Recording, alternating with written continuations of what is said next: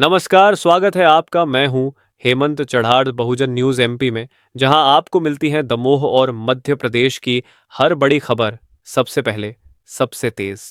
दमोह 8 जून 2025 फर्जी डॉक्टर से संबंधों की जांच में फंसे डॉक्टर जैन। सीएमएचओ पद से हटाए गए। दमोह मिशन अस्पताल में 7 मरीजों की मौत और फर्जी डॉक्टर की नियुक्ति के मामले में बड़ी प्रशासनिक कार्रवाई करते हुए मुख्य चिकित्सा एवं स्वास्थ्य अधिकारी सीएमएचओ डॉक्टर मुकेश जैन को पद से हटा दिया गया है। डॉक्टर जैन को अब जिला अस्पताल दमोह में शल्य चिकित्सक के रूप में पदस्थ किया गया है, जबकि उनके स्थान पर डॉक्टर राजेश कुमार आयर को नया सीएमएचओ बनाया गया है। सूत्रों के अनुसार डॉक्टर जैन का एक फर्जी डॉक्टर से पूर्व में भी संबंध रहा है, जो उनके पूर्व कार्यकाल के दौरान दमोह जिले में ही बिना योग्यता के चिकित्सा सेवा में शामिल हुआ था।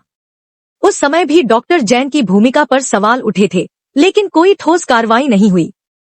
अब मिशन अस्पताल में हुई मौतों के बाद जब पुनः उसी फर्जी डॉक्टर का नाम सामने आया, तो इन पुराने संबंधों की कड़ी भी उजागर हो गई है। शासन द्वारा इस पूरे प्रकरण की गंभीरता से जांच की जा रही है। स्वास्थ्य विभाग ने संकेत दिए हैं कि डॉक्टर जैन के खिलाफ विभागीय जांच के बाद आगे की सख्त कार्रवाई हो सकती है। यह मामला अब केवल लापरवाही नहीं, बल्कि संरक्षित मिलीभगत की दिशा में बढ़ चुका है।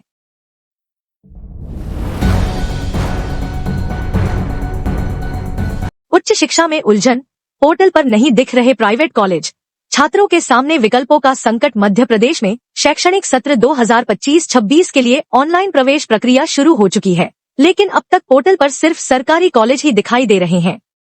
प्राइवेट कॉलेजों की प्रोफाइल अपडेट न होने के कारण उनका नाम पोर्टल पर प्रदर्शित नहीं हो पा रहा है, जिससे छात्रों को अपनी पसंद के कॉलेज और कोर्स चुनने में कठिनाई हो रही है। प्राइवेट कॉलेज संचालकों का कहना है कि उन्होंने समय रहते प्रोफाइल अपडेट कर लॉक कर दी थी, लेकिन उच्च शिक्षा विभाग द्वारा भौतिक सत्यापन और सत्यापन प्रक्रिया में देरी के चलते उनका नाम अभी तक पोर्टल पर नहीं आया है। बीएड जैसे प्रोफेशनल कोर्स में तो प्रवेश लगभग ठप हो चुका है। छात्रों और कॉलेज संचालकों ने विभाग से शीघ्र कार्रवाई की मांग की है। डॉक्टर आरपी सिंह ने भरोसा दिलाया है कि सत्यापन पूरा होते ही प्राइवेट कॉलेजों के नाम पोर्टल पर जल्द प्रदर्शित होंगे।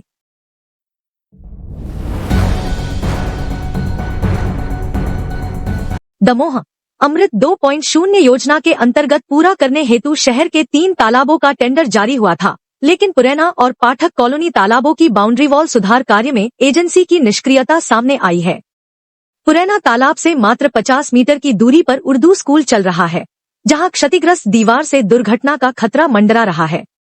साथ ही पाठक कॉलोनी तालाब के किनारे स्थित सीएम राहण प्राइमरी स्कूल के बच्चों की सुरक्षा भी जोखिम में है। नगर पालिका ने 2023 में 3 करोड़ 50 लाख स्वीकृत राशि के तहत इन तालाबों के सौंदर्यीकरण व जीर्णोद्धार का प्रावधान रखा था।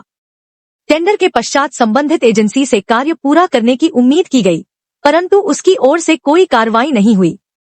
इस देरी के चलते पालिका ने टेंडर निरस्तीकरण हेतु विभाग को पत्र भेजा है।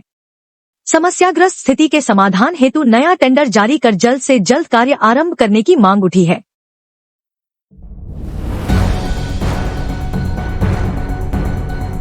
दमोह में ईद उल अजहा की रौनक, सामूहिक नमाज अदा कर अमन चैन की दुआ, मस्जिद जीर्णोद्धार को एक दिन ₹1 दान की अपील। दमोह में शनिवार को ईद उल अजहा बकरीद का पर्व उल्लासपूर्वक मनाया गया। सुबह 8:30 बजे फुटेरा तालाब स्थित ईदगाह में मुस्लिम समुदाय द्वारा सामूहिक नमाज अदा की गई। नमाज से पूर्व मामा मस्जिद के इमाम मुनव्वर ने अमन चैन, भाईचारे और स्वच्छता का संदेश दिया। उन्होंने अपील की कि कोई ऐसा कार्य न करे जिससे समुदाय की छवि खराब हो। ईदगाह मस्जिद कमेटी अध्यक्ष आजम खान ने मस्जिदों के जीर्णोद्धार के लिए एक दिन ₹1 दान अभियान शुरू करने की अपील की।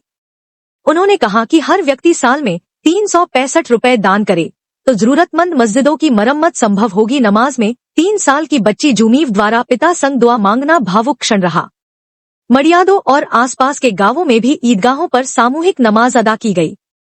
नमाज के बाद सभी ने गले मिलकर एक दूसरे को ईद की मुबारकबाद दी।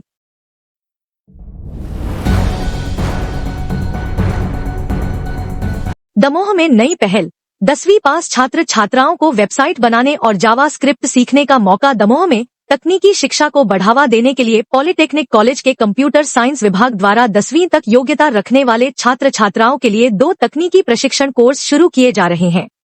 पहले कोर्स में 30 दिन के भीतर 40 घंटे की क्लासेस में वेबसाइट बनाना, कंटेंट और मीडिया अपलोड करना, विज्ञापन जोड़ना जैसे महत्वपूर्ण स्किल सिखाए जाएंगे। दूसरे कोर्स में HTML, CSS और जावास्क्रिप्ट के माध्यम से वेब डेवलपमेंट का एडवांस प्रशिक्षण दिया जाएगा।